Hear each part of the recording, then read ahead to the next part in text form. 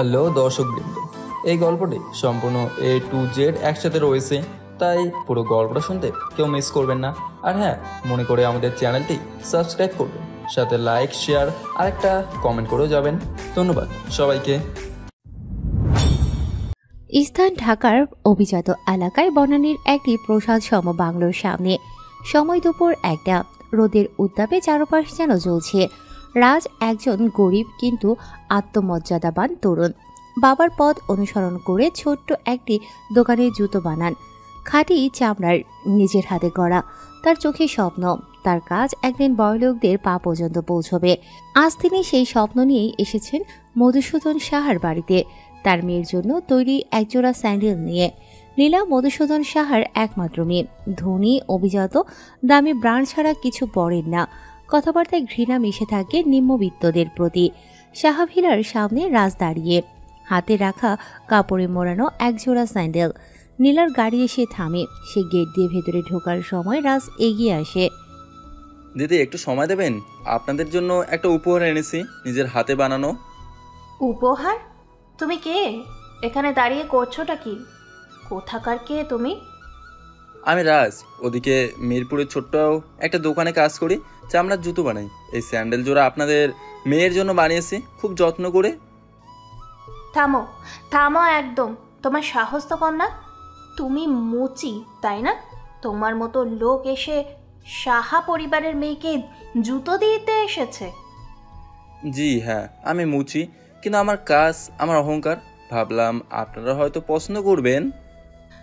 আমরা তোমার মতো ময়লা হাতে বানানো কিছু পরবো?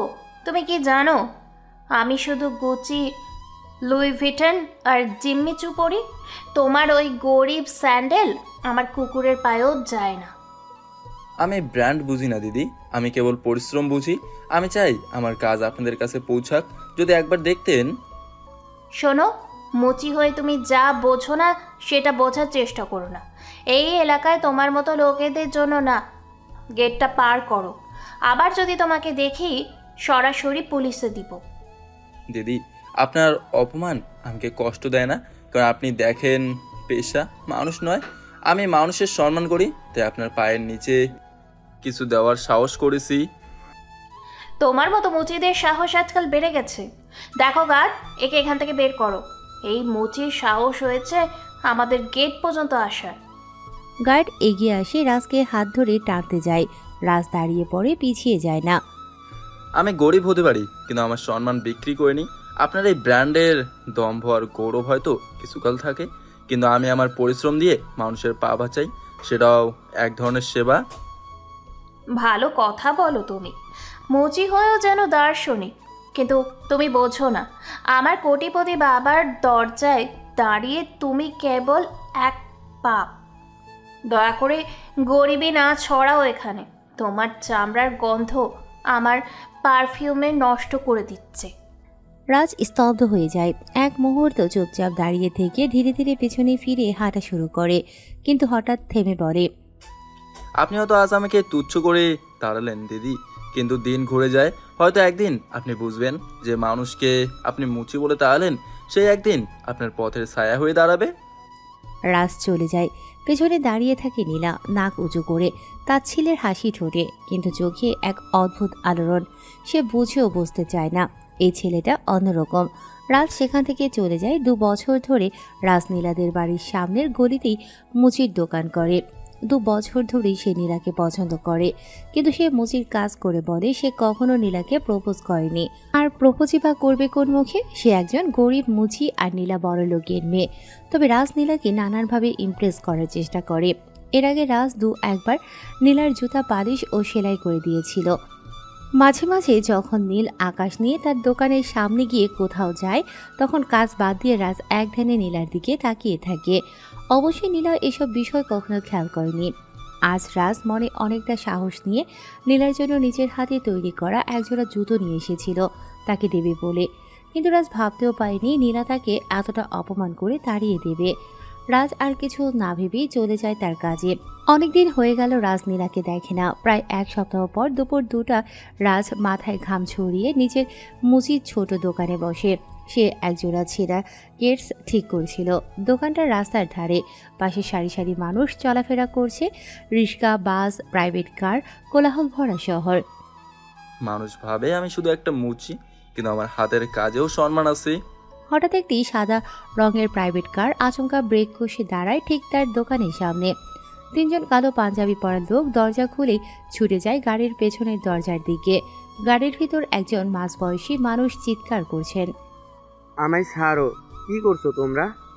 একজন তাকে টেনে ধরে কাঁধে চাপিয়ে গাড়ি থেকে নামাচ্ছে। আশেপাশে সবাই একটু থমকে যায়, কিন্তু কেউই এগিয়ে আসে না। রাজ উঠে দাঁড়িয়ে চোখ ছোট করে তাকায়। ওনাকে তো দেখে মনে হচ্ছে উনি তো নীলার বাবা, কিন্তু ওনাকে এতগুলো লোক গাড়ি থেকে নামাচ্ছে কেন? কি ব্যাপার? এটা তো কেমন জানি লাগছে, দিন দুপুরে অপহরণ। রাজ জুতো ফেলে ছুটে যায় গাড়ির দিকে। ততক্ষণে নীলার বাবাকে গুন্ডারা গাড়ি থেকে নামিয়ে ফেলেছে। রাজ তাদের সামনে গিয়ে বলে, এই কি করছেন? লোকটাকে ওভাবে টানছেন কেন? তোর কি, এখান থেকে চলে যা, তোর কাজ কর। ওনাকে ছেড়ে দিন, নয়তো একজনকেও ছেড়ে দেবো না, কুচি কুচি করে কাটবো। নিজের ভালো চাও তো এখান থেকে পালাও। খবরদার, আর এক পা এগোলে পা ভেঙে দেবো। বাঁচাও, আমি এমপি। এদের খারাপ কাজ আমি দেখেছিলাম, তাই পুলিশের কাছে নালিশ দিয়েছি। তাই এরা আমাকে মেরে ফেলতে চায়। রাজের চোখ লাল হয়ে যায়। সে বুঝে যায় এ অপহরণ। রাজ এক ঝটকায় সামনে দাঁড়ানো অপহরণকারীর হাত থেকে লোকটিকে টান দিয়ে মাটিতে বসিয়ে দেয়। আরেকজন পেছন থেকে লাঠি দিয়ে রাজের পিঠে আঘাত করে।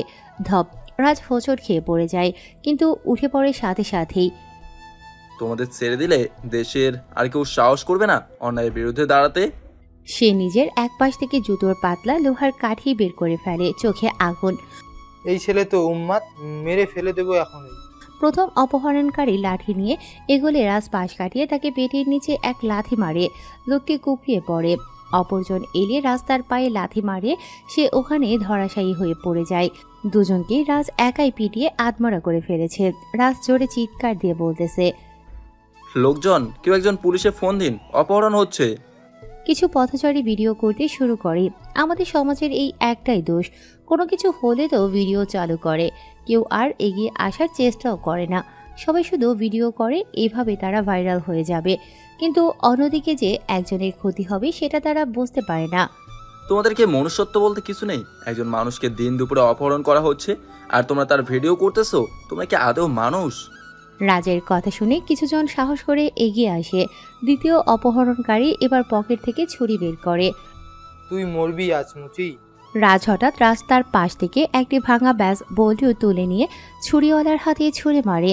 ছুরি পড়ে যায়। যারা এতক্ষণ ধরে ভিডিও করতেছিল তারা বলাবলি করল, ও ভাই, রাজ ভাই পাগলের মতো লড়ছে, চলেন এগোই। এবার কয়েকজন মিলে এগিয়ে আসে। অপহরণকারীরা ঘাবড়ে গিয়ে দৌড়াতে শুরু করে। পিছনে যাও, ওরা পালাচ্ছে, যাও ধরো। রাজও আরো দুজন লোক মিলে একজনকে ধরে ফেলে। অন্য দুজন গাড়িতে উঠে পালায়। 5 মিনিটের মধ্যে পুলিশ আসে। অপহরণকারীকে পুলিশের হাতে তুলে দেওয়া হয়। তোমার সাহস দেখে অবাক হয়ে গেলাম। তুমি কি পুলিশ? না স্যার, আমি একজন মুচি। তুমি একাই কিভাবে অস্ত্রধারী দুজন মানুষকে এভাবে মারতে পারলে? সাধারণ মানুষের পক্ষে এটা কখনো সম্ভব না। স্যার, এই ছেলেটা না থাকলে আমি বাঁচতাম না। ওর সাহস না থাকলে আমি ওদের গাড়িতেই মরে যেতাম। বাবা, তোমাকে অনেক অনেক ধন্যবাদ। তুমি আজ একজন বীর। থানায় যেতে হবে, তোমার বয়ান নিতে হবে। মুচি নয়, আসল বীর। দুপুরের রাস্তায় অপহরণ থেকে প্রকৌশলীকে উদ্ধার করলেন এক সাধারণ জুতো মেরামতকারী। মানুষ অবাক তার সাহসিকতায়। রাজ নিজের দোকানে ফিরে আসে। পাশ দিয়ে হেঁটে যাওয়া এক বৃদ্ধ তাকে দেখে বলে, তোর চোখে আমি সৈনিকের ছায়া দেখি। রাজ, তুই শুধু জুতো জোড়া লাগাস না, সমাজের ছিন্ন মূল্যবোধকেও জোড়া লাগাস। হয়তো কোনো একদিন এই সাহসটাই মানুষকে বিশ্বাস করাবে একজন মুচিও বাঁচাতে পারে জীবন। এক সপ্তাহ পর সোশ্যাল মিডিয়া, সংবাদপত্র, ইউটিউব, টক শো সব জায়গায় শুধু একটাই নাম ঘুরছে, মুচিরাজ। ভিডিও ক্লিপে দেখা যাচ্ছে কিভাবে এক ছেঁড়া শার্ট পরা জুতো মেরামতকারী অপহরণকারীদের সঙ্গে ধস্তাধস্তি করে একজন মানুষকে রক্ষা করেছে। তাকে কেউ চেনে না, শুধু চেনে তার সাহসকে। নাম রাজ, পরিচয় অজানা, বীরত্বই তার পরিচয়। এক দুপুরে এক চ্যানেলের সাংবাদিক রাজের দোকানে আসে। রাজ ভাই, আপনার সাহস দেশের মানুষের মনে আশার আলো জ্বালিয়েছে। আপনি নিজেকে লুকিয়ে রাখছেন কেন? আপনি কি আগে কোথাও ট্রেনিং নিয়েছেন? না ভাই, শুধু লাঠি খেয়ে খেয়ে শিখেছি, আর অন্যায় দেখলে সহ্য হয় না। দেশ আপনাকে চিনতে চায়। আমি শুধু আমার কাজটা করছি, কেউ থাকুক বা না থাকুক, অন্যায়ের সামনে চুপ থাকা পাপ। ঢাকার ক্যান্টনমেন্টে এক অবসরপ্রাপ্ত সেনা অফিসার কর্নেল তৌফিক নিজের চায়ের কাপে চুমুক দিতে দিতে টিভির দিকে তাকিয়ে বলেন, এই সেলের দাঁড়ানোর ভঙ্গি, ঘুষি মারার কৌশল, এ তো শ্যাডো অপারেশন ইউনিটের সিগনেচার স্টাইল। আমার সন্দেহ এ রাজ নয়, এ অন্য কেউ। তিনি ফোন তুলে এক গোপন নাম্বারে বলেন, কোড 9-এ চালু করো, অপারেশন ঘোস্ট শনাক্ত করতে হবে। কিন্তু স্যার, হঠাৎ করে তিনি তো 3 বছর আগেই মারা গেছেন। তাহলে অপারেশন ঘোস্ট শনাক্ত করার মানেটা বুঝলাম না। মারা গেছে সেই খবর তো আমরা সবাই জানি, কিন্তু আমি আজকে এক টিভি চ্যানেলে দেখলাম ঘোস্টের মতো একজনকে। সেই চলাফেরা, সেই চালচলন, সেই কথা বলার ভঙ্গি, সব কিছু একই রকম। এটা কিভাবে হতে পারে স্যার? আবার তার মতো দেখতে অন্য কেউ নয় তো? তার মতো দেখতে হলো সেটা অন্যরকম ব্যাপার ছিল, কিন্তু ঘোস্টের মতো চলাফেরা, চালচলন আমাকে ভাবাচ্ছে এটাই সে কিনা। স্যার, তাহলে আমাদের এখন কি করণীয়? তোমরা শুধু ওই মুচিকে ফলো করো। সে কি করে, কোথায় যায়, তার সমস্ত গতিবিধি আমার চাই। ঠিক আছে। রাজের গতিবিধির উপর নজর রাখতে বলে কর্নেল তৌফিক। প্রথম প্রথম সবকিছুই ঠিকঠাক ছিল। কিছুদিন যাওয়ার পর রাজ বুঝতে পারে কিছু একটা বদলে গেছে। তার দোকানের সামনে প্রতিদিন কিছু অচেনা লোকজন ঘোরাঘুরি করে। কেউ লুকিয়ে ছবি তোলে, কেউ তার পাশে বসে কথা জুড়তে চায়। মনে হচ্ছে যেন তাকে কেউ গোপনে স্মরণ করতেছে। কে এসে তার খোঁজ নিতেছে। রাজ সবকিছু বুঝেও চুপচাপ থাকে। তারা খোঁজ নিচ্ছে কে আমি, হয়তো কেউ চিনে ফেলেছে, কিন্তু আমি এখনো রাজ, একজন সাধারণ মুচি। সামনে থাকতে হবে তেমনই। মনে মনে রাজ এসব ভাবে। রাতে হঠাৎ রাস্তার দোকান বন্ধ করে পাশের গলির দিকে হাঁটতে থাকে। তার পেছনে এক লোক ধীরে ধীরে চলতে থাকে। হঠাৎ রাজ বাঁ হাতে লোকটাকে দেয়ালে চেপে ধরে। তুমি কে? কেন আমার পিছু নিচ্ছ? আমি কেন আপনার পিছু নিতে যাব? আমি এই পথ দিয়ে যাচ্ছিলাম। আচ্ছা, তুমি আমার পিছু নিচ্ছ না? কথাটা বলেই রাজ সেই লোকটার পকেটে হাত দেয়। পকেটে হাত দেওয়ার সাথে সাথে রাজ দেখতে পায় লোকটার পকেটে বন্দুক। কে তুমি? কি তোমার পরিচয়? আমার মতো সাধারণ মুচিকে কেন তোমরা ফলো করতেছো? প্রথমে লোকটা কিছু বলতে চায় না, কিন্তু রাজের চাহনি দেখে লোকটা ভয় পেয়ে যায়। এরপর বলতে শুরু করে, আমি কর্নেল তৌফিকের লোক। আপনি যদি RA-17 না হন, তাহলে আপনি কে? রাজ চোখের দিকে তাকিয়ে বলে, RA-17 তো 3 বছর আগে অপারেশনে নিহত বলে রিপোর্ট হয়েছিল। এখন যদি সে বেঁচে থাকে তাহলে তো তার জন্য বিপদ আছে, আর আপনার জন্য। রাজের কথা শুনে লোকটি কাঁপতে কাঁপতে চলে যায়। এরপর রাজ ওই তার বাসার দিকে চলে যায়। সবকিছু ঠিকঠাকভাবে চলছিল। রাজের মুচির কাজ ঠিকভাবেই করতেছিল। অন্যদিকে কর্নেল তৌফিক বুঝতে পেরেছে রাজ সাধারণ কেউ না, কিন্তু তার পরিচয় এখনও সে জানতে পারে নাই। হঠাৎ একদিন রাস্তার মোড়ে লাল সিগন্যাল, চারিদিকে গাড়ির ভিড়। একপাশে দাঁড়িয়ে আছে রাজ। তার গায়ে মলিন পাঞ্জাবি, হাতে পুরনো জোলা ব্যাগ, যার মধ্যে রাখা নিজের বানানো চামড়ার স্যান্ডেল। সে একটু ঘেমে গেছে, পায়ে ছেঁড়া স্যান্ডেল, কাঁধে ধুলো, কিন্তু চোখে একরকম আত্মবিশ্বাস।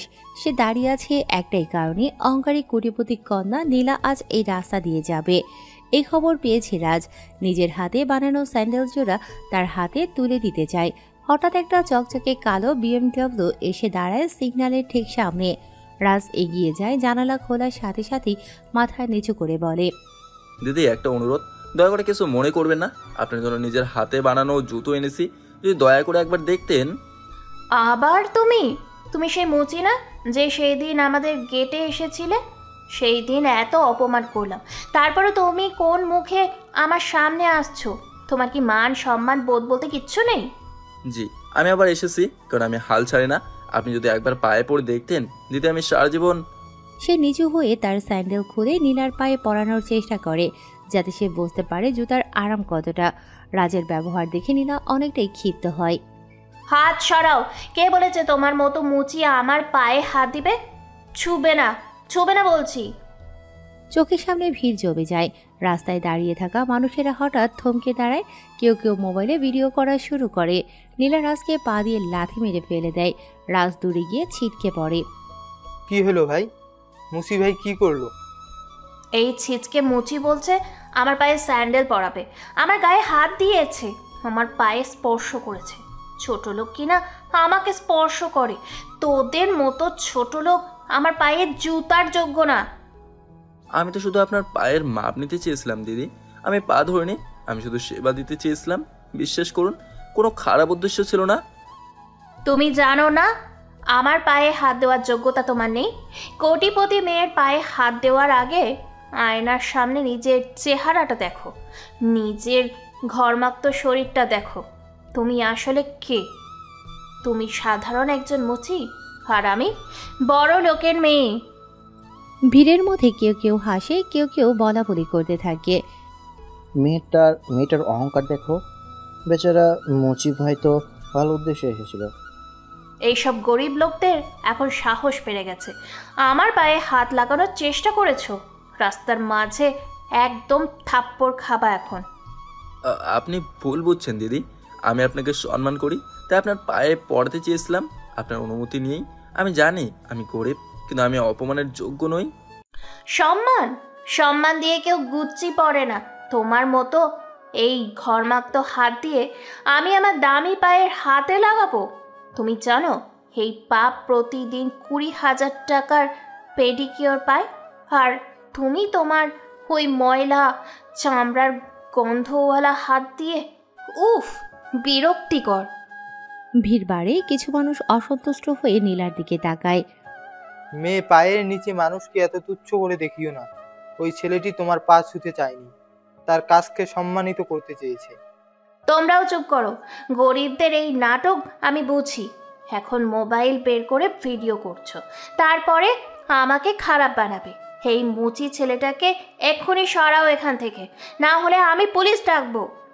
রাজ এক ধাক্কায় পিছনে পড়ে যায়। তার হাতের বানানো স্যান্ডেল জোড়া রাস্তায় গড়িয়ে যায়। লোকজন একটুখানি দম আটকে যায়। সে হাত দিয়ে স্যান্ডেল কুড়াতে কুড়াতে উঠে দাঁড়ায়। চোখে জল, মুখে বিষণ্ণতা, কিন্তু গলায় ভাঙা সাহস। রাজ যেন কান্না করতে চাচ্ছে, কিন্তু ছেলেদের কান্না করা নিষেধ।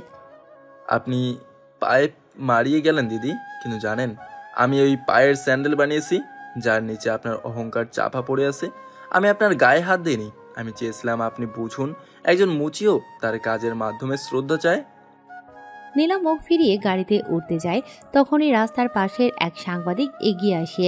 ক্যামেরা অন করা। সাংবাদিক লোকটি নীলার দিকে এগিয়ে যায়। আপনি কি বুঝতে পারছেন? আপনি একজন গরিব কর্মজীবী ছেলেকে এইভাবে সবার সামনে অপমান করলেন। আপনার বাবা একজন জনদরদি বলেই তো সবাই জানে। তার মেয়ে হয়ে কিনা আপনার এত অহংকার! গরিব মানুষকে মানুষ বলে মনে করেন না।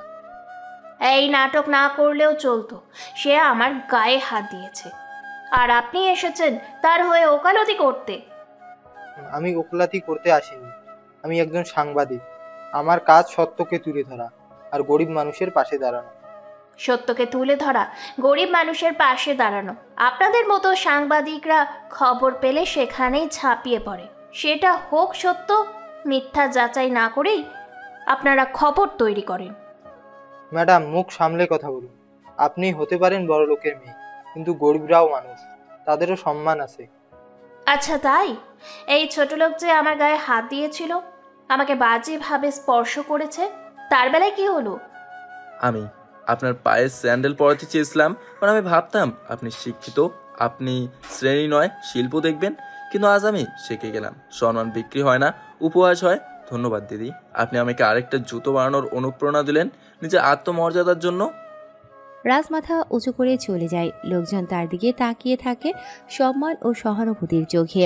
নীলা গাড়িতে বসে গ্লাস তোলে, কিন্তু ভেতরে যেন কিছু ফাটল ধরে গেছে। একটা অপরাধ বোধে শব্দ নিঃশব্দে চিৎকার করছে। সেদিনের পর রাজ নীলার আর দেখা হয়নি। এর মাঝে নীলার জন্মদিন চলে আসে। সে তার বান্ধবীদের নিয়ে জন্মদিনের পার্টির উদ্দেশ্যে বেরিয়ে পড়ে। ঢাকা শহরের অভিজাত বনানী এলাকায় এলিগেন্স রেস্টুরেন্টটি শহরের ভিআইপি লোকজনের প্রিয় জায়গা। ঝাঁ চকচকে আলোকসজ্জা, সাদা স্যুট পরা স্টাফ, সোনালি লিনেন টেবিল, সব কিছুতেই রাজকীয় ছোঁয়া। সন্ধ্যা 7টা বাজে। রাত একজন সাধারণ পোশাকে নীল কালো শার্টে রেস্টুরেন্টে ঢুকল। কাজের সূত্রে সেনাবাহিনীর একটি পর্যবেক্ষণ মিশনে এসেছে সে। তার হাতে কাগজের নোটবুক, চোখে সাবধান দৃষ্টি, সবকিছু খেয়াল করছে। সে এখনও তার পরিচয় রাজ হিসেবে গোপন রেখেছে। বাইরের দুনিয়ায় কাছে সে এখনও সেই সাধারণ ছেলেটি, কিন্তু প্রবেশ করতেই তার কানে এলো উচ্চ শব্দের হাসি আর গাড়ির শব্দ। হ্যাপি বার্থডে নীলা, উহু, to the queen of arrogance and beauty. সবার চোখ ছিল সেদিকে। সোফার উপরে বসে থাকা এক তরুণী, গা ভর্তি হীরের গহনা, হাতে কাস্টম গোল্ড চুড়ি, চোখে ঘৃণা মিশ্রিত আত্মবিশ্বাস। হ্যাঁ, সেই ছিল নীলা। রাজ মুহূর্তেই স্থির হয়ে গেল। তাকে দেখেই যেন কেউ হাসি টেনে তুলল মুখিয়ে। ও মাই গড, এটা কি সে মুচি রাজ? নীলা, তো জন্মদিনে সেই এসেছে? নীলা এক ঝলক তাকিয়ে চিনতে পারল রাজকে। মুখে ব্যঙ্গের হাসি। ও তো আসবে, জন্মদিনে না হয় একটু বিনোদন হোক। বস, আজকে তাহলে ওকে দিয়ে সার্ভ করাবো কেক, স্ন্যাক্স, ফ্রি ওয়েটার। চারপাশে হাসির রোল। রাজ নীরব। সে কিছু বলল না, কিছুটা ঘুরে চলে যেতে চাইল, কিন্তু ঠিক তখনই নীলা দাঁড়িয়ে উঠে ডেকে বলল, এই যে রাজ, এসো, আজ আমার জন্মদিন, কিছু কাজ করবে? আমি এখানে কাস্টমার হিসেবে এসেছি। ও, কাস্টমার? তুমি তুমি তো কাস্টমার নও, তোমার তো শহরের বিখ্যাত মুচি। এসো, আমি তোমাকে একটা উপহার দেব। একটা ট্রে ধরো, কেক বিতরণ করো, আর জলদি জলদি, সবাই তোমার হাতের কেক খেতে চায়। ঠিক বলেছিস নীলা, এই মুচিকে দিয়ে যদি আমি আজ কেক খাই, আমার সৌভাগ্য খুলে যাবে। রাজ এক পলক তাকালো নীলার দিকে। সেই চোখে এক টুকরো কষ্ট ছিল, এক টুকরো লজ্জা, কিন্তু অপমান নয়। সে কিছু না বলে ধীর পায়ে ট্রেটা হাতে নিল। অন্য কেউ হলে হয়তো চলে যেত, কিন্তু সে চেয়েছিল দেখতে মানুষ কতটা নিচে নামতে পারে। নীলা ট্রেতে কেক কেটে রাখলো, মুখে জোরে বলে উঠল, এই যে সবাই, পরিচয় করিয়ে দিই, এ হচ্ছে রাজ, আমার পুরনো বন্ধু। আজ আমার জন্মদিনে নিজেই এগিয়ে এসেছে ওয়েটারের কাজ করতে। বিপ্লব ভাই, কেকটা আগে রাজের কাছ থেকে খান।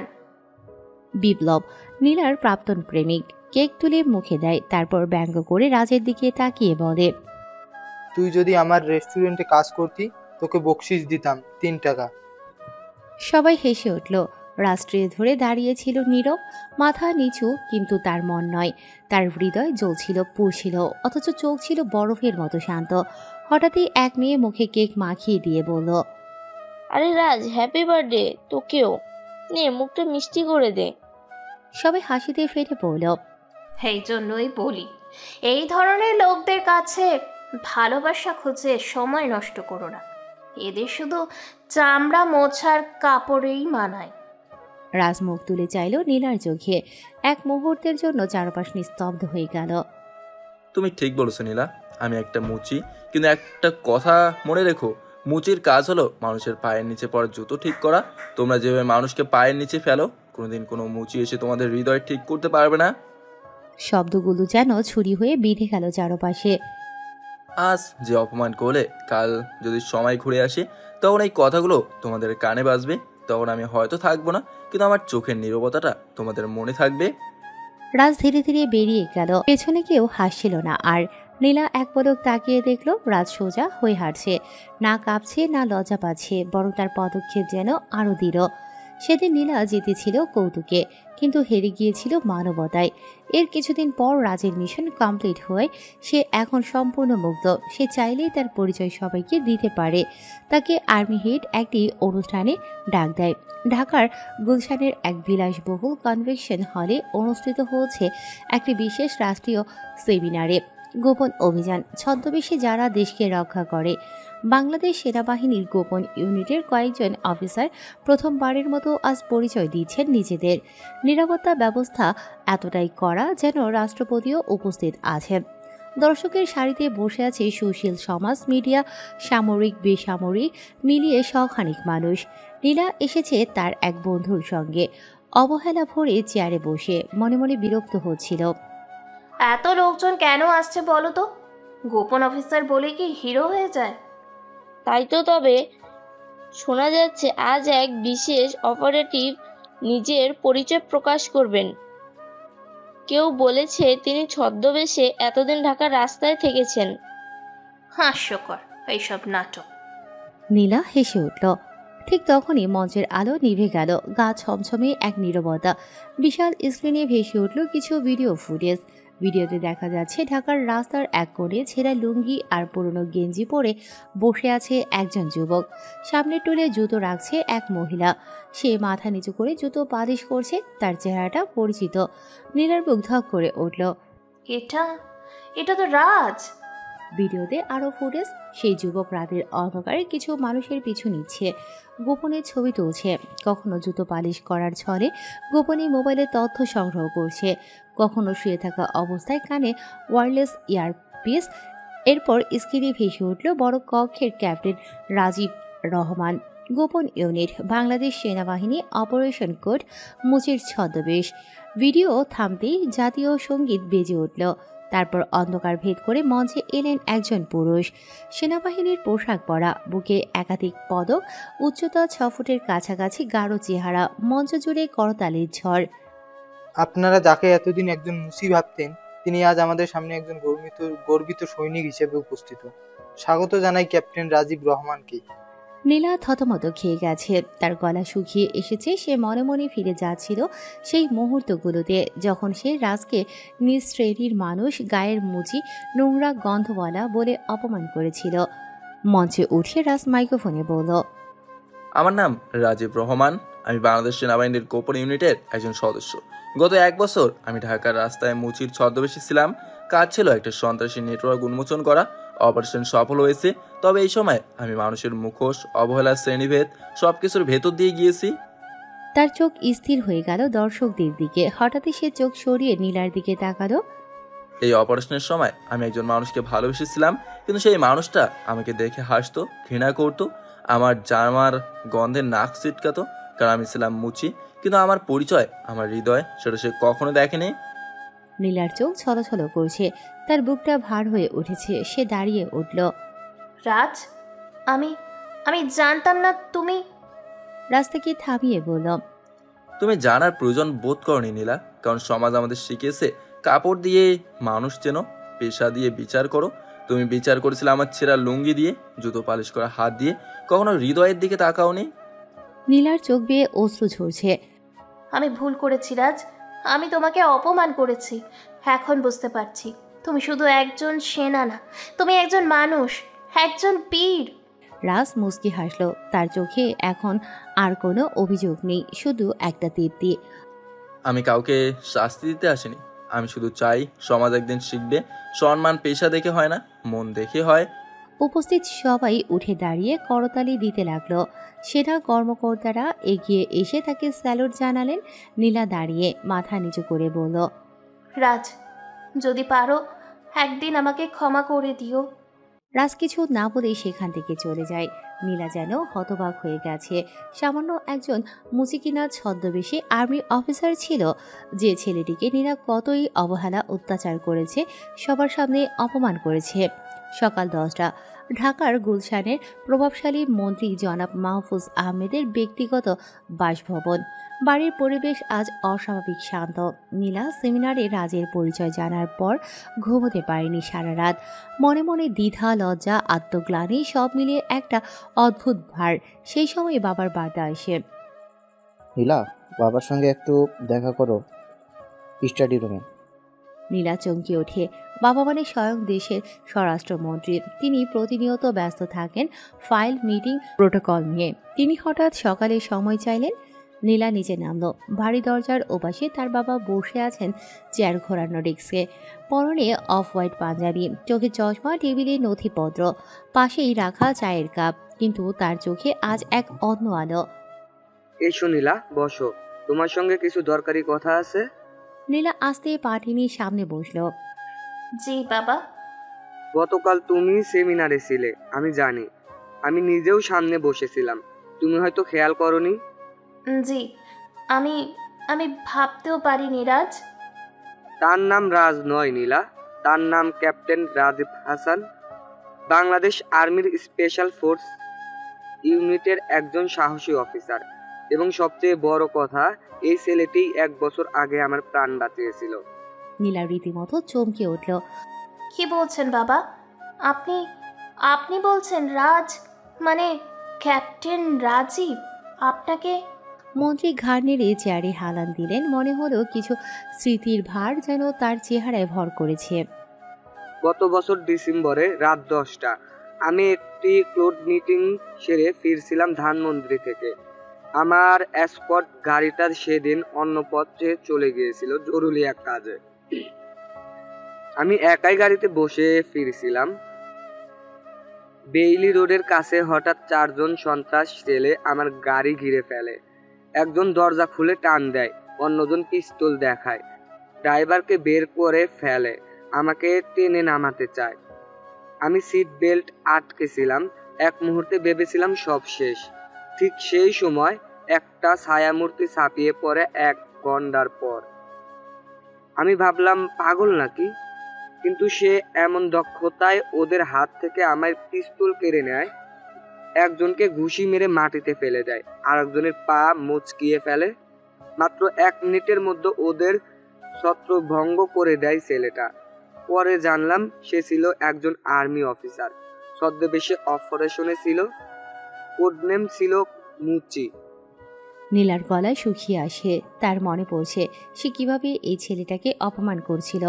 নিজের জন্মদিনে তাকে ওয়েটার বানিয়ে রেখেছিল, কেক মুখে ছুঁড়েছিল, তার বন্ধুদের সামনে অপমান করে বলেছিল, তোমার মতো মুচিকে দেখে তো খাওয়ার রুচিও চলে যায়।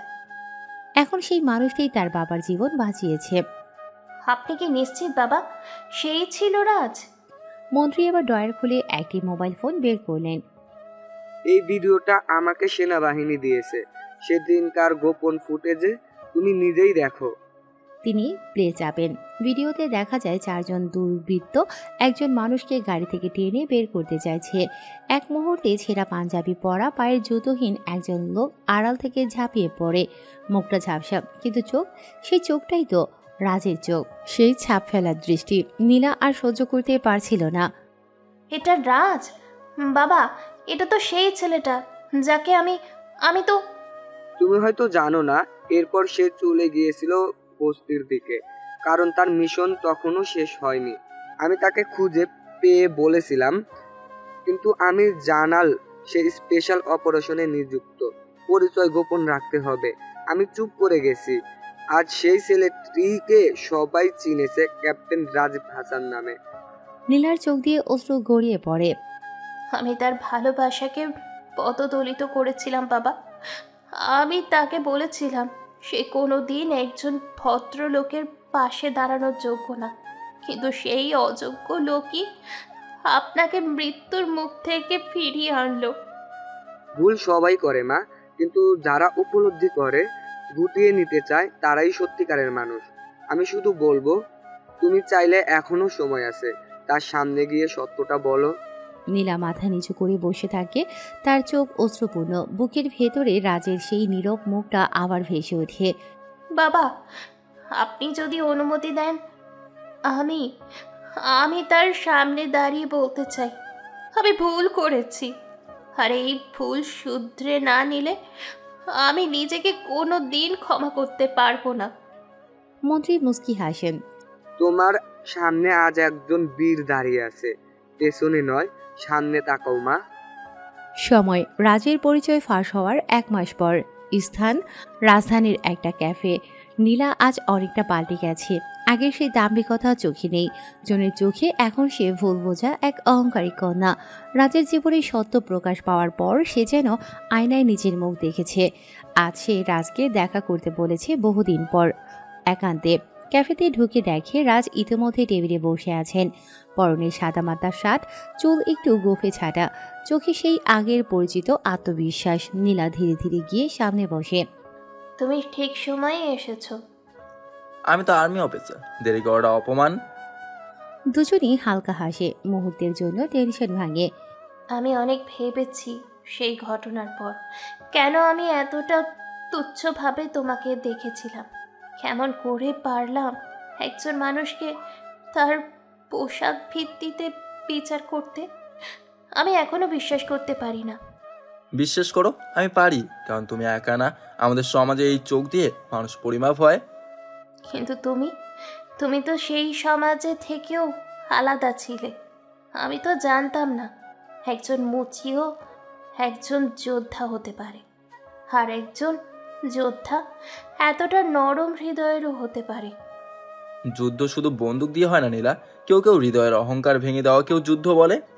নীলা চুপ করে কাপা হাতে কাপ থেকে এক চুমুক নেয়, তারপর কিছুটা সাহস করে জিজ্ঞাসা করে, তুমি কি আমাকে ঘৃণা করো এখনো? তোমাকে ঘৃণা করছিলাম না, কখনো কষ্ট পেয়েছিলাম, হ্যাঁ, কিন্তু ঘৃণা করিনি, কারণ আমি জানতাম তুমি এখনো শেখার পথে আছো। নীলার চোখ ভিজে ওঠে, সে অসহায়ের মতো ফিসফিস করে, তুমি বিশ্বাস করো আর না করো, সেই দিন রাতে আমি ঘুমোতে পারিনি। আমি বারবার ভাবতাম, যদি আমি একবার যুদ্ধটা পায়ে পড়ে দেখতাম, তাহলে হয়তো আমি তোমার সম্মানটা বুঝতে পারতাম। তুমি এখনো সেটা পরে দেখতে পারো, আমি সেই জোড়া রেখে দিয়েছি, অনেক অপমান সহ্য করে বানিয়েছিলাম তো। আমি সেটা কিনতেই চাই, দাম যাই হোক না কেন। এর দাম টাকা দিয়ে হবে না, এর দাম হলো অনুশোচনা দিয়ে শেখা আর বিনয়ের সঙ্গে গ্রহণ করা। তুমি তা ইতিমধ্যে দিয়ে ফেলেছো। সময় কেটে যায়। রাজ এখন তার পরবর্তী মিশনের প্রস্তুতি নিচ্ছেন। 1 মাসের জন্য সীমান্তে পাঠানো হবে। তার যাওয়ার আগে নীলা দেখা করতে আসে সেনানিবাসের গেইটে। আমি আবার ভুল করতে চাই না। আমার জীবনে অনেক কিছু আছে, টাকা, স্ট্যাটাস, নাম, কিন্তু সম্মান আর বিশ্বাস, এইগুলো তোমার মতো মানুষের কাছ থেকে। তুমি কি ভাবো আমাদের দুজনের মধ্যে কিছু হতেই পারে? রাজ থেমে যায়। সে নীলার চোখে তাকিয়ে থাকে কিছুক্ষণ, তারপর ধীরে মাথা ঝাঁকায়। হতে পারে যদি তুমি আমার সেই মুচি হিসেবে গ্রহণ করতে পারো, কেবল ক্যাপ্টেন হিসেবেই না। আমি আজীবন সেই মুচির কাছে ঋণী, সেই আমায় মানুষ বানিয়েছে।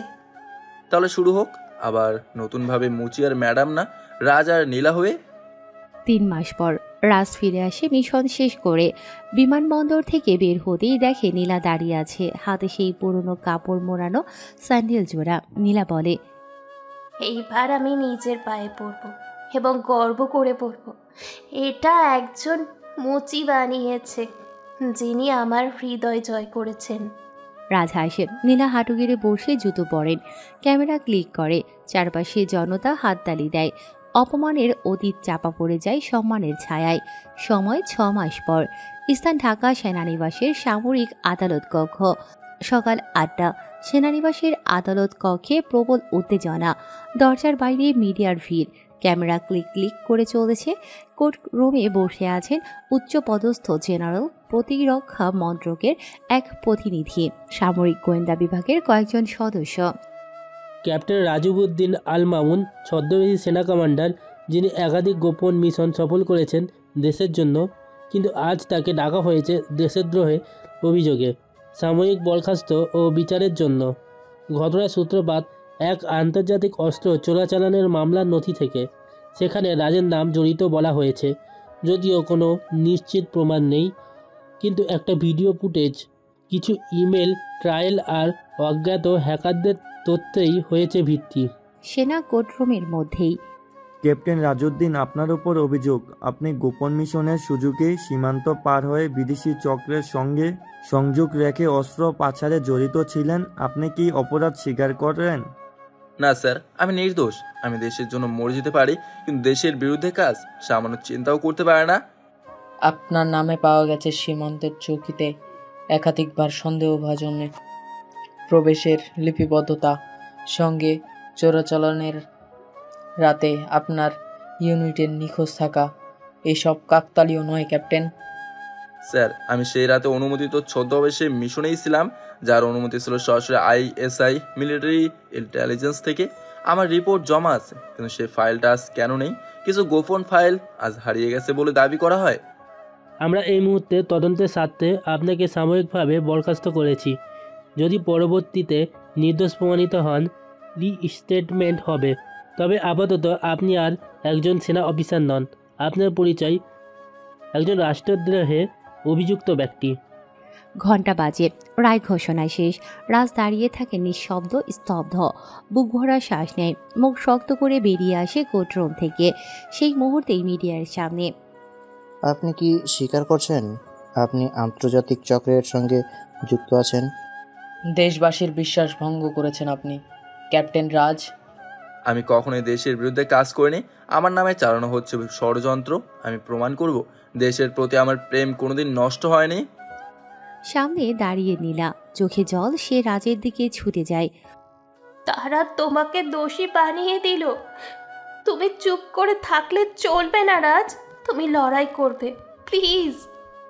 লড়বো, কিন্তু অস্ত্র দিয়ে নয়, সত্যি দিয়ে। যেভাবে তোমার চোখের অহংকার ভেঙে দিয়েছিলাম, এবার এই দেশের ভুল বিচারকেও কাঁপিয়ে দেব। এক সাংবাদিকের অফিসে একমাত্র সদ্য অনুসন্ধানী সাংবাদিক রায়হান হোসেন নথিপত্রে রাজকে সহায়তা করেছে। তার হাতে কিছু ক্লু এসেছে। সন্দেহভাজন হ্যাকার গ্রুপ ব্ল্যাক উইন্ড এর তথ্য, যারা সেনা কর্মকর্তাদের নামে ভুয়া ডেটা তৈরি করে রাষ্ট্রবিরোধী অপপ্রচার চালায়। রাজভাই, ওই ভিডিওতে মুখ তোমার কিন্তু ফ্রেম টাম্পার করা, সময়, স্টাম্প, লোকেশন সব ইডিয়েট যারা করেছে তারা দেশের বাইরের লোক। কেউ তোমার কেরিয়ার নষ্ট করতে চায়। তাহলে প্রমাণ দাও, আমি আদালতে ফিরবো। আমি ফেরত চাই আমার সম্মান, আমার ইউনিফর্ম, আমার দেশের পরিচয়। এক সপ্তাহ কেটে যায়।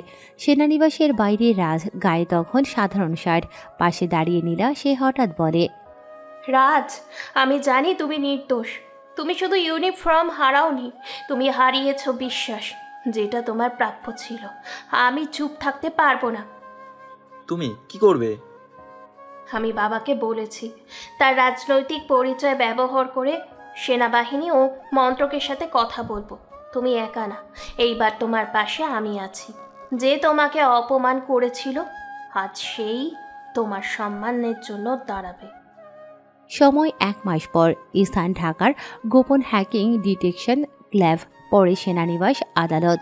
রাজের সঙ্গে বসে আছে সাংবাদিক রায়হান আর এক হ্যাকিং বিশেষজ্ঞ মেয়ে সামিয়া। সামিয়া একসময় মিলিটারি সাইবার ইউনিটে ছিল, কিন্তু এখন ফ্রিল্যান্স করে। ভাই, ওই ভিডিও যেটার জন্য আপনাকে দেশদ্রোহী বানানো হয়েছে ওটা শতভাগ ফেক। আমি অরিজিন সোর্স ট্র্যাক করে দেখেছি, এটা এক ইন্টারন্যাশনাল বট সার্ভার থেকে জেনারেট করা। আপনি ওই সময় ঢাকার বর্ডারেই ছিলেন না, আপনি তখন ছিলেন সিলেটের মিশনে। তাহলে মিশনের রিপোর্ট কোথায়? সেটা কোথায় গায়েব হলো? সেটাও বের করেছি। যে অফিসার আপনার মিশনের ক্লিয়ারেন্স সাইন করেছিল, সে হঠাৎ বদলি হয়ে সেই ঘটনার ঠিক আগের দিন তার ফাইলও সরানো হয়। মানে সবকিছু আগে থেকেই সাজানো ছিল? আমাকে ফাঁসানোর জন্য পুরো শিডিউল পাল্টে দেওয়া হয়েছে? হ্যাঁ ভাই, এবং এটা করেছে এক ভেতরের লোক, জেনারেল হারুন। উনি আপনার জায়গায় তার ভাতিজাকে প্রমোশন দিতে চেয়েছিলেন, কিন্তু আপনি সেরা ছিলেন সেই হিংসা থেকেই। তাহলে এবার তার মুখোশ খুলতে হবে, কিন্তু কোর্ট তো শুধু কথায় বিশ্বাস করবে না। তাই তো সব document, hacking log, mail, text সব একত্র করেছি। আমি নিজেও কোর্টে গিয়ে সাংবাদিক হিসেবে আবেদন করব। এটা জাতীয় নিরাপত্তা ইস্যু। আমি সাথে যাব। এবার আমি শুধু আমার সম্মানের জন্য না, দেশের সেনাবাহিনীর প্রকৃত মর্যাদা রক্ষার জন্য লড়ব। সেনা আদালতের দিন, সকাল 9টা। আগের দিনের চেয়ে দ্বিগুণ ক্যামেরা, জনতা, মিডিয়ার ভিড়। সব মুখে একটাই প্রশ্ন, রাজ কি সত্যি দেশদ্রোহী নাকি সে এক ষড়যন্ত্রের শিকার? আমরা আজ ক্যাপ্টেন রাজিউদ্দিনের বিষয়ে পুনরায় শুনানি করছি। সাংবাদিক রায়হান হোসেন তার বিরুদ্ধে আনা অভিযোগের ভিত্তিতে নতুন তথ্য হাজির করতে চান। স্যার, এই যে রিপোর্ট, ফরেন সার্ভার থেকে ভিডিও মডিফাই, হ্যাকিং লগ এবং যে অফিসার মিশনে রাজ স্যারকে ক্লিয়ার করেছিলেন তার মৌখিক সাক্ষী আমি রেকর্ড করেছি। সাক্ষ্য চালু হয়। রেকর্ডের ভিতর অফিসারের কণ্ঠ, হ্যাঁ, আমি ক্যাপ্টেন রাজকে অনুমতি দিয়েছিলাম ছদ্মবেশে এক কালো বাজারে ধরার জন্য। সে সময় সে একা ছিল না, তার সঙ্গে আরও 2টো অফিসার ছিল, কিন্তু আমার রিপোর্ট ফাইল গায়েব হয়ে যায়। কোর্টে গুঞ্জন শুরু হয়। জেনারেল হারুন ঘেমে ওঠেন। রাজ দাঁড়িয়ে বলেন, স্যার, আমি শুধু সেনা অফিসার না, আমি এই দেশের গর্ব। আমাকে গালি দেওয়া মানে আমার ইউনিফর্মকে অপমান করা। আমার ক্যারিয়ার ধ্বংস করতে যারা এই নোংরা ষড়যন্ত্র করলো, তারা কি দেশের সেবা করছে? ক্যাপ্টেন রাজ, এই কোর্ট আপনাকে পূর্বের সকল অভিযোগ থেকে মুক্ত ঘোষণা করছে। আপনি পুনরায় সেনাবাহিনীতে সম্মানের সাথে ফিরছেন। আদালত তালি দিয়ে ওঠে। কিন্তু তখন নীলা কোথায়? রাজের সম্মান ফিরে আসলেও তার হৃদয়ে একটা ফাঁকা জায়গা নীলার। অভিযোগ ওঠার পর সে নীলার বাড়িতে আর যাওয়া হয়নি। সন্ধ্যায় রাজ নিজেই যায় নীলার বাড়িতে। কলিং বেল টিপতেই দরজা খুলে নীলা, চোখ জলে ভেজা। রাজ, আমি জানি তুমি নির্দোষ ছিলে, কিন্তু আমি পাশে দাঁড়াতে পারিনি। আমি শুধু জানতাম তোমার ভালোবাসি, কিন্তু ভয় পেয়েছিলাম। ভয় পাওয়াটা দোষের কিছু না নীলা, কিন্তু এবার আমি ফিরে এসেছি সম্মান নিয়ে, সাহস নিয়ে, আর তোমায় আবার একবার চাই পাশে। এবার আর কিছুতেই তোমায় হারাতে দেব না।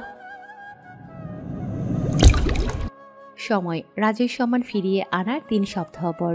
স্থান ঢাকার উপকণ্ঠ বনভূমির এক গোপন আস্তানা।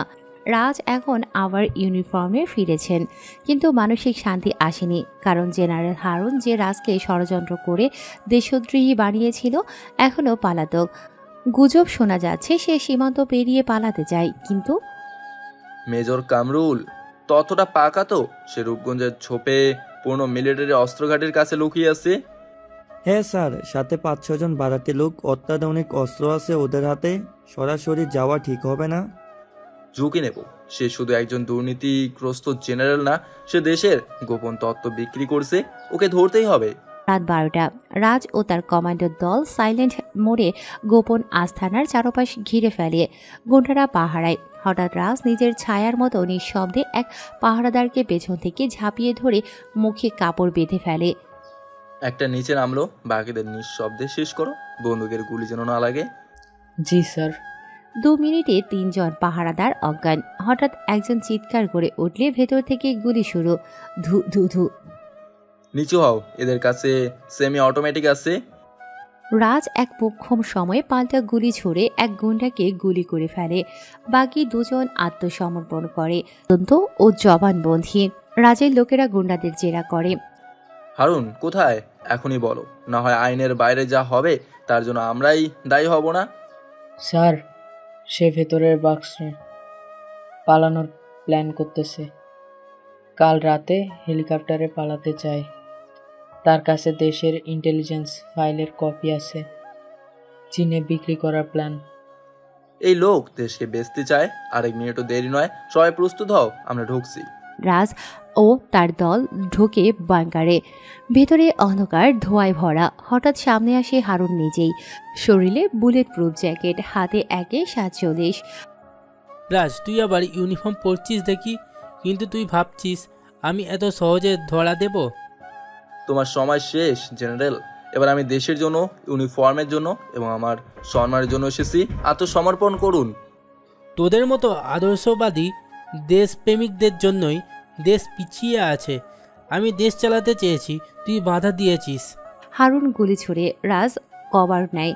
যুদ্ধ শুরু। বিস্ফোরণ, ধোঁয়া ছুটে আসে। রাজ মাটিতে লুটিয়ে পড়ে। হারুনকে বন্দুক ঠেকিয়ে বলে, আজ নয়, তোমায় মারবো না, কিন্তু তোমার মুখোশ আমি টেনে খুলবো। তোমার মুখ দিয়ে বলাবো দেশবাসীর সামনে তুমি একজন বিশ্বাসঘাতক দেশদ্রোহী। 3 সপ্তাহ পর মিলিটারি কোর্ট, প্রেস, মিডিয়া, রাজের পরিবার, নীলা সবাই উপস্থিত।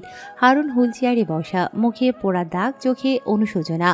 জেনারেল হারুন, আপনি স্বীকার করছেন যে আপনি দেশের গোপন তথ্য লিক করেছেন, একজন অফিসারকেই ষড়যন্ত্র করে ফাঁসিয়েছেন এবং রাষ্ট্রদ্রোহের চেষ্টা করেছেন। আপনার বিরুদ্ধে সর্বোচ্চ শাস্তি যাওয়া হচ্ছে। আমি ভুল করেছি। রাজ আমার চেয়ে যোগ্য ছিল, তাই হিংসায় অন্ধ হয়ে গিয়েছিলাম। আমি বিশ্বাসঘাতক, আমি দেশদ্রোহী। আপনাকে সেনাবাহিনী থেকে বরখাস্ত করা হলো এবং 30 বছরের কারাদণ্ড দেওয়া হলো। রাজ কোর্টরুম থেকে বের হলে সবাই উঠে দাঁড়ায়। কেউ কেউ সম্মানসূচক স্যালুট দেয়। স্যার, আপনার মতো হতে চাই। আপনি আমাদের অনুপ্রেরণা। নীলা পাশে এসে দাঁড়ায়, হাতে ধরে। তুমি শুধু একজন সেনা না, তুমি একজন নায়ক। এবার চলো, নিজের জীবনের যুদ্ধটাও শুরু করি একসাথে। রাজ আর নীলা দুজনের বিয়ে হয়েছে চুপিসরে, খুবই সীমিত পরিসরে। মিডিয়া জানে না রাজ এখনও সেই মুচি রাজ হিসেবেই আছে।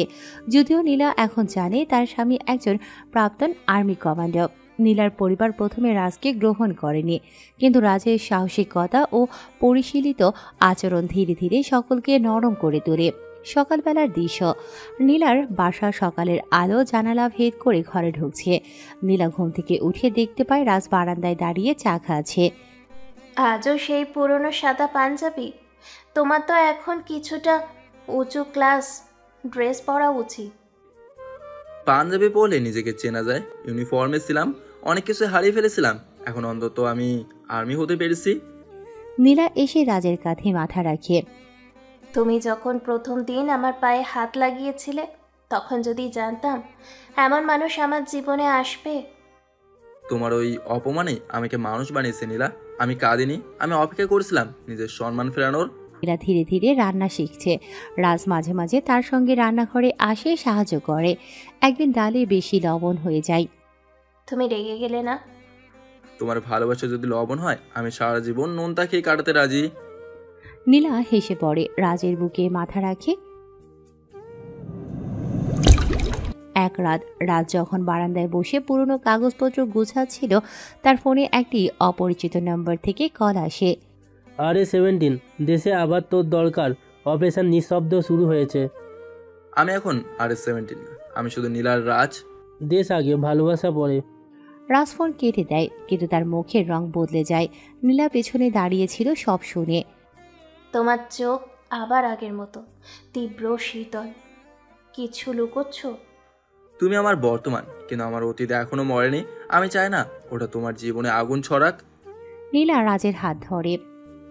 আমি তোমার স্ত্রী, আমি জানি তুমি কার জন্য যুদ্ধ করো। তুমি ফেরাও, কিন্তু ফিরেও এসো। নীলার গর্ভাবস্থা। একদিন নীলা অসুস্থ হয়ে পড়ে। ডাক্তার এসে বলে, শুভ সংবাদ, নীলা মা হতে চলেছে। রাজ স্তব্ধ, তার চোখে পানি চলে আসে। আমার একটা পরিবার হবে, আমি বাবা হব। তোমার সন্তান হবে, সে তার বাবার মতোই সাহসী, কিন্তু মায়া মমতায় ভরা। কিন্তু সব আনন্দের মাঝেও ছায়া ঘনিয়ে আসে। রাজ বুঝতে পারে জেনারেল হারুন যে জেলে আছে, তার অনুসারীরা এখনো সক্রিয়। তার স্ত্রী ও অনাগত সন্তানের উপর নজর রাখা হচ্ছে। রাজ আবার পুরনো অস্ত্র তুলে নেয় গোপনে। নীলা তাকে থামায়। তুমি যদি সত্যিই চলে যাও, তাহলে আমি একা থাকবো, কিন্তু আমি জানি তোমার পথ বন্ধ করলে আমার সন্তানই অসহায় হবে। আমি প্রতিজ্ঞা করছি, এবার যা করব তার জন্য তোমাকে আর লড়তে হবে না। আমি স্বামী, আমি রক্ষক। নীরবতা ছিল রাজের নতুন জীবনের আশ্রয়, কিন্তু নীরবতার আড়ালেই আবার দানা বাঁধছিল এক ভয়ঙ্কর ষড়যন্ত্র। রাত 2টা, গোপন মিটিং। ঢাকার রাজ এখনও সরকারিভাবে অবসরপ্রাপ্ত, কিন্তু দেশের সিক্রেট ইন্টেলিজেন্স ইউনিট BDS-7 তাকে আবার খুঁজে বের করে। একটা সাদা ভ্যানে চোখ বাঁধা অবস্থায় রাজকে নিয়ে যাওয়া হয় ঢাকার এক গোপন সেনা ব্যাংকারে। দুঃখিত, তোমাকে আবার টানতে হলো। আমি এখন শুধু একজন সাধারণ মানুষ। দেশ এখন ঝুঁকিতে রাজ। জেনারেল হারুনের অনুসারীরা ব্ল্যাক হোলো নামে এক গোপন গ্রুপ চালু করেছে। তারা প্রতিরক্ষা হ্যাক করে দিতে চাচ্ছে বিদেশি শক্তির কাছে। আর তুমি চাও আমি আবার ছায়ায় হারিয়ে যাই? তোমার ছায়া ছাড়া আমরা অন্ধ। এই মিশনকে বলা হয়েছে অন্ধকার নিঃশব্দ। রাজ কিছুক্ষণ চুপ থাকে, তারপর ধীরে ধীরে বলে, একটা শর্তে যাব, আমার পরিবার যেন কিছুতেই ঝুঁকিতে না পড়ে। রাজ গভীর রাতে বাসায় ফিরে আসে। নীলা তখনও জেগে। তুমি গিয়েছিলে, তাই না? রাজ মাথা নিচু করে বসে। শেষবারের মতো নীলা, আমি চাই না আমাদের সন্তান একটা দেশহীন ভবিষ্যৎ পাক। আমি ফিরে আসবো তোমার কাছে। তুমি শুধু ফেরো, আমার রাজ হয়ে, হেয়ার 17 নয়। রাজ নীলার কপালে চুমু খায়। পরদিন ভোরে রাজ অদৃশ্য হয়ে যায়, যেন সে কখনো ছিলই না। মিশনের শুরু, চট্টগ্রাম বন্দর, গোপন আক্রমণ। রাজ ছদ্মবেশে এখন একটি কেমিক্যাল কারখানার কর্মচারী। এই কারখানার পেছনে চলছে একটি ব্ল্যাক হ্যাক ডিভাইসের ট্রান্সমিশন। নতুন লোক, নাম কি? নাম তো শুধু এক টুকরো শব্দ, আমাকে শুধু মুচি বললেই হবে। রাত বাড়ে, কারখানার পেছনে সিগন্যাল আসে, টার্গেট লোকেশন অ্যাক্টিভেটেড। রাজ মোবাইলের কোড টাইপ করে, চোখে পড়ে একটি ট্রাকের মধ্যে অস্ত্র লুকানো। তুমি যতই লুকাও হারুন, তোমার ছায়া আমি পুড়িয়ে ফেলবো। ব্ল্যাক হল গ্রুপের সংঘর্ষ, চট্টগ্রাম পাহাড়ি অঞ্চল। রাজ জানতে পারে 3 দিন পর পাহাড়ের ভেতরে হবে এক গোপন মিটিং, যেখানে ব্ল্যাক হলের নেতৃত্ব জড়ো হবে। রাজ আগে থেকেই সেখানে অবস্থান নেয়। সিগন্যাল জ্যামার, কুকিং ডিভাইস, মাইক্রোডোন সব প্রস্তুত। অবশেষে রাত নামে। অন্ধকারে গাড়ি থামে। ভেতর থেকে নামে মুখোশ পরা একজন জেনারেল হারুন নিজে। আমার ফাঁসি হয়নি, আমি আজও শ্বাস নিচ্ছি এই মাটিতে। এবার আমরাই দেশ চালাবো। রাজ দূর থেকে ক্যামেরায় সব রেকর্ড করে নিয়েছে, কিন্তু হঠাৎ ধপ, পেছন থেকে কেউ রাজকে ধরে ফেলে। মুখোশ খুলে রফিক, তার সহকর্মী ছিল ব্ল্যাক হল সদস্য। আরে 17, এবার তুমি মরবে নীরবে। তুমি জানো না আমি নীরবতা দিয়ে আঘাত করি? রাজ মুহূর্তেই তার বেল্ট থেকে নান চাকু বের করে শত্রুদের আঘাত করতে শুরু করে। সংঘর্ষ ছড়িয়ে পড়ে পাহাড় জুড়ে। সংঘর্ষ শেষ, জেনারেল ধরা পড়ে। চূড়ান্ত সংঘর্ষে রাজ নিজ হাতে হারুনকে ধরে ফেলে। তুমি দেশকে বিক্রি করতে চেয়েছিলে, আমি মুচি না, আমি RS-17। আজ তোমার মুখোশ খুলে গেল। আমি শুধু আদেশ পালন করেছি। রাজনীতি বড় খেলা। আমরা সৈনিক, খেলা খেলি না, জয় করি। পরদিন সংবাদ মাধ্যমে খবর আসে, RS-17 নামে এক বীর অজ্ঞাতনামে অপারেশন নিঃশব্দ সফল করেছেন। জেনারেল হারুন কারাগারে। ব্ল্যাক হল ভেঙে দেওয়া হয়েছে, কিন্তু কেউ জানে না কে এই RS-17। রাজ তখন নিজের বাসায় ফিরে আসে। রাতের অন্ধকারে নীলা দরজা খুলে রাস্তার পেছনে দাঁড়িয়ে। আমি ফিরে এসেছি নীলা, শুধুই তোমার হয়ে। নীলা তাকে জড়িয়ে ধরে, আর একপাশে রাজের পকেটে পড়ে থাকে পুরনো সেই ID card. 17 Bangladesh secret force. সময়টা তখন গভীর রাত। রাজধানীর এক অভিজাত নার্সিংহোমে আলো আধারিতে ঘেরা একটা অপারেশন থিয়েটার। বাইরের করিডোরে বসে আছে রাজ, পরনে সাধারণ পাঞ্জাবি পাজামা, চোখে টানা চিন্তা, কিন্তু মুখে অদ্ভুত এক দৃঢ়তা। নীলা সন্তান প্রসবের যন্ত্রণার ভেতরে, আর বাইরে দাঁড়িয়ে থাকা রাজ বারবার তার হাতে ধরা তসবিটা ঘুরিয়ে চলেছে। কিছুক্ষণ পর দরজা খুলে ডাক্তার বেরিয়ে আসে। অভিনন্দন, আপনাদের পুত্র সন্তান হয়েছে। রাজের শরীর যেন কেঁপে ওঠে। সে হাঁটতে হাঁটতে দেয়ালে ঠেকে যায়, তারপর মুখের দিকে এক ফোঁটা অশ্রু গড়িয়ে পড়ে। আমি বাবা হয়ে গেলাম। সকালবেলা হাসপাতালের কেবিন। নীলা নিঃশব্দে শুয়ে আছে, পাশে ছোট্ট শিশু রাজু। রাজ চুপচাপ শিশুটির পাশে বসে আছে। তোমার মতোই জীবু, আর চোখ দুটো একদম তোমার মতো। আর তার ভবিষ্যৎটা যেন আমার মতো না হয় নীলা। আমি চাই ওর জন্য একটা সৎ স্বচ্ছ পরিচয় থাকুক। তাহলে নিজেকেও আড়াল করে রেখো না, আর একদিন না একদিন সবাই জানবেই তুমি কে। মিডিয়া ও উচ্চপদস্থ কর্মকর্তাদের আগমন। সেদিনই বিকেলে হঠাৎ হাসপাতালের বাইরে লোকজনের ভিড় বাড়তে থাকে। মিডিয়া, সাংবাদিক, এমনকি পুলিশ প্রশাসনের গাড়িও হাজির। একজন সাংবাদিক লাইভে বলছে, এই হাসপাতালের কেবিন নাম্বার 5-এ রয়েছেন RS-17 প্রাক্তন আর্মি কমান্ডো, যে সম্প্রতি জেনারেল হারুনের মাফিয়া চক্রের বিরুদ্ধে এক গোপন মিশনে যুক্ত ছিলেন।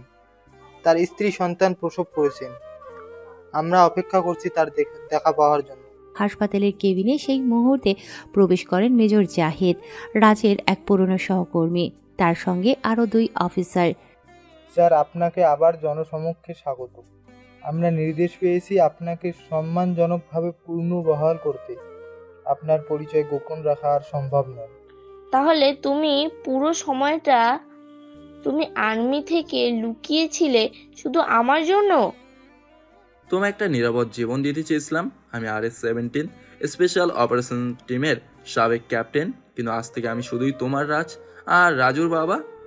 বাহিনীর ঘোষণা এবং জনসমর্থন। সেদিনই সন্ধ্যায় প্রেস কনফারেন্সে এক অভূতপূর্ব ঘোষণা দেয় সেনাবাহিনী। ক্যাপ্টেন রাজ, যিনি ছদ্মবেশে জেনারেল হারুনের গুপ্তচর ধ্বংস করেছেন, তিনি আমাদের জাতীয় বীর। তার পরিচয় এতদিন দেশের স্বার্থে গোপন রাখা হয়েছিল। মানুষ রাস্তায় দাঁড়িয়ে করতালি দিয়েছে। সোশ্যাল মিডিয়া জুড়ে RS-17 is your hero trend করছে। রাজ ফিরে আসে কেবিনে। শিশুর দিকে তাকিয়ে রাজ ধীরে ধীরে কোলে নেয় ছোট্ট রাজুকে। শিশুটির নিঃশ্বাসের শব্দ, ছোট আঙুলের নড়াচড়া, সবকিছু তাকে স্পর্শ করে ভেতর থেকে। তুই আমার পরিচয় জানলি না ঠিকই, কিন্তু তোর জন্য আমি সব কিছু সামনে আনলাম। তুই হবি এক নতুন রাজু, যার পরিচয় গর্বের, লজ্জার নয়। তোমার রাজু একদিন তোমার মতোই হোক, কিন্তু তোমার মতো চুপচাপ নয়। সে যেন সব সময় জানে তার বাবা কে, কেমন সাহসী ছিল। রাজ চুপচাপ দাঁড়িয়ে থাকে, রাজুকে বুকের মধ্যে চেপে ধরে। রাজ এখন আর কোনো পরিচয় লুকায় না। সে একসময় মুচি ছিল, একসময় ভিখারি সেজেছিল, একসময় RS-17 নামে ছায়া কমান্ডো ছিল, এবং এখন সে একজন পিতা, স্বামী এবং সম্মানিত নাগরিক। নীলা পাশে থাকে, মাথা উঁচু করে হাঁটে। যাকে একদিন সে ঘৃণা ভরে মুচি বলেছিল, আজ তাকেই সবাই জাতীয় বীর নামে ডাকে। আর ছোট্ট রাজু মা বাবার কোলে ঘুমোতে ঘুমোতে যেন ভবিষ্যতের নতুন গল্প বনে চলে।